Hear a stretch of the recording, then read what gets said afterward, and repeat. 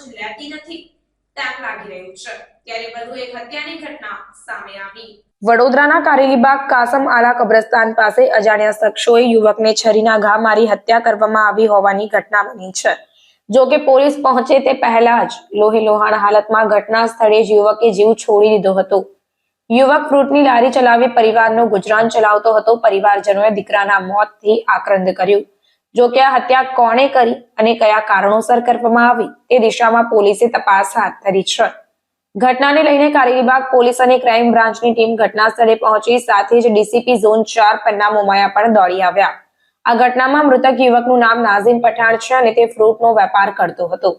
નાઝીમના મૃત્યુના સમાચાર મળતા પરિવારે આક્રંદ કર્યું હતું। કારેલીબાગ પોલીસે ગુનો નોંધી આરોપીઓને પકડવાની સાથે મૃતદેહના પોસ્ટમોર્ટમની તજવીજ હાથ ધરી છે।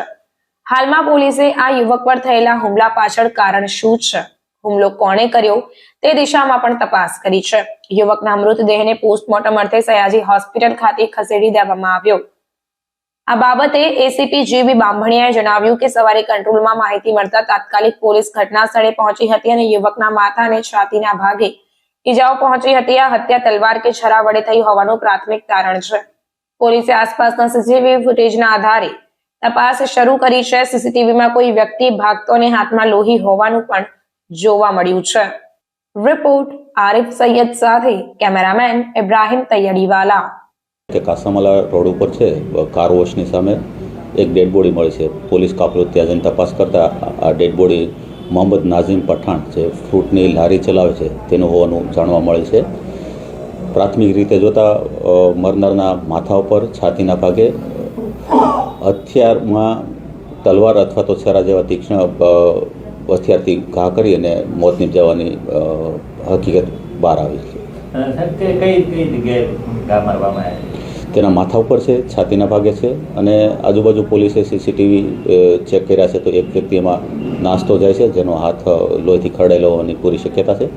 તો હાલ તેના કુટુંબીજનોને આ બાબતે મરનારને કોઈ સાથે તકરાર અથવા તો બીજો કોઈ પ્રોબ્લેમ હતો કે કેમ તે બાબતે તેની કાર્યવાહી કરી પૂછપરછ કરી અને ફરિયાદ લેવાની કાર્યવાહી શરૂ છે। શું લાગે છે, કોઈ અદાવત હોય એવું? હાલ પ્રાથમિક તપાસ શરૂ છે અમારી। તેના પરિવારજનોને પણ સાથે સંપર્ક કરીને અમે આ વિગત મેળવવાનો પ્રયત્ન કરીએ છીએ। શું કરતો? ફ્રૂટની લારી ચલાવતો હતો, સાયકલ। મદદ લેવામાં આવી છે? અમે તાત્કાલિક એફએસએલને પણ બોલાવેલ છે, ત્યાંથી સેમ્પલો લેવામાં આવે છે બ્લડના અને અત્યારે સેમ્પલો લઈ અને આગળની કાર્યવાહી કરવામાં આવે છે। સમાચારોની અવનવી અપડેટ્સ માટે જોતા રહો સેક્યુલર ગુજરાત ન્યૂઝ।